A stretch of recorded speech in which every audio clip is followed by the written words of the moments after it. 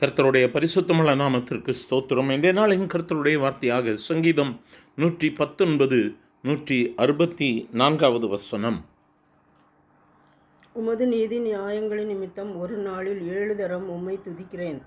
இந்த இடத்துல சங்கீதக்காரன் சொல்லும் பொழுது சொல்லுகிறார், 7 தரம் நான் உம்மை துதிக்கிறேன். எனக்கு அருமையானவர்களே, கர்த்தரை நாம் துதிக்க வேண்டியது கர்த்தர் நமக்கு கொடுத்திருக்கிற கட்டளை. நாம் எத்தனை முறை கர்த்தரை நாம் தொழுகிறோம், எத்தனை முறை நாம் கர்த்தரை ஆராதிக்கிறோம். நம்முடைய வாழ்வில் அநேக தேவைகள், மிகவும் நாகரிகமான உலகம், வேகமாக சென்று கொண்டிருக்கிறோம். ஆனாலும் கர்த்தரோடு கூட உள்ள தொடர்பு நம் வாழ்வில் எப்படியாக இருக்கிறது? எனக்கு அருமையானவர்கள், இந்த நாளிலும் கர்த்தர் நம்மோடு கூட பேசுகிறார். நம்முடைய வாழ்வின் ஜெப வாழ்க்கை எப்படியாக இருக்கிறது? நாம் கர்த்தரை நோக்கி எவ்வளவு நேரம் நம்முடைய வாழ்வில் ஜெப நேரத்தை நம் ஆண்டவருடைய சமூகத்தில் நாம் செலவு செய்கிறோம்?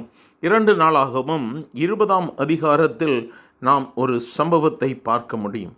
அந்த நாளில் தேவ ஜனங்களுக்கு விரோதமாக, யோசபாத்துக்கு விரோதமாக ஏராளமான ஜனங்கள் கடலுக்கு அக்கறையில் இருக்கிற தேசத்திலிருந்து வருகிறார்கள். யோசபாத் பயந்து கர்த்தரை நோக்கி தேட ஆரம்பிக்கிறான். அந்த ஜனங்கள் மேற்கொண்டு விடுவார்களோ என்று சொல்லி நாம் பார்க்கிறான். ஆனால் கர்த்தரை நோக்கி ஒருமுகப்பட்டு யூதாவெங்கும் உபவாசத்தை குறுவிக்கிறார்கள். ஒருமனப்பட்டு கர்த்தரை தேடும் பொழுது கர்த்தர் அற்புதத்தை செய்தார். கர்த்தருடைய வார்த்தை அந்த அதிகாரத்தில் நீங்கள் வாசிப்பீங்கன்னா, அநேக காரியங்கள், இந்த யுத்தத்தை செய்கிறவர்கள் நீங்கள் அல்ல, யூத மனுஷரே பயப்படாதுங்க, நான் உங்கள் கூட இருக்கிறேன். கர்த்தர் அந்த வார்த்தைகளை சொல்லுகிறார். இன்றும் இந்த வார்த்தைகளை கேட்கிற தெய்வ பிள்ளையே, ஏதோ ஒரு காரியத்தில் நீ போராடி கொண்டு இருக்கலாம். உனக்கு விரோதமாக சத்துரு பல ஆயுதங்களை உனக்கு விரோதமாக எடுத்து பிரயோகப்படுத்தி கொண்டு இருக்கலாம். கலங்கி போய் இந்த வார்த்தையை கேட்பாயானால் இந்த நாளில் கர்த்தரை நோக்கி கூப்பிட ஆரம்பி. மீண்டும் நாம் அநேக சம்பவங்களை பார்க்கும் பொழுது 4ஆம் நாளில் அவர்கள் கூடி கர்த்தரை நோக்கி ஸ்தோத்திரம் செலுத்தினார்கள். எனக்கு அருமையானவர்கள், இந்த இடத்துல பெரிய அற்புதம் நடக்கிறது. பெராக்கா என்று சொல்லி பெயரிட்டார்கள். இந்த நாளிலும் கர்த்தர் உனக்கு அற்புதத்தை செய்வார். இன்னும் அநேக சம்பவங்களை நாம் பார்க்க முடியும். எரிகோவுக்கு முன்பதாக நின்று கொண்டு இருந்த யோசுவா.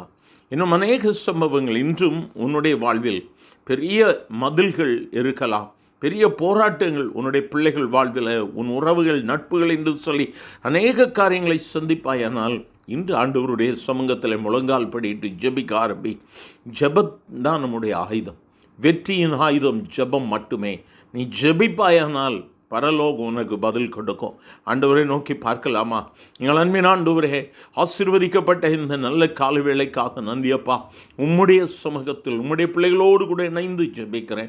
என்னென்ன காரியங்களுக்காக உம்முடைய பிள்ளைகள் வேண்டி விரும்பி ஜெபிக்கிறார்களோ கர்த்தர் அற்புதத்தை செய்யும் ஆண்டவரே. அன்று அற்புதத்தை செய்தேன் ஆண்டவர், இன்றும் நீர் ஜீவிக்கிறவராக இருக்கிறீர். உங்கள் வல்லமை குறுகி போகவில்லை, கொன்றி போகவும் இல்லை ஆண்டவரே. உம்முடைய பிள்ளைகள் பெராக்கால நின்று என் ஆண்டவர் எனக்கு அற்புதத்தை செய்தார் என்று சொல்லும்படியாய் இன்றைய நாளிலே செய்கிற மகத்தான விடுதலைகளுக்காய் ஸ்தோத்திரம்.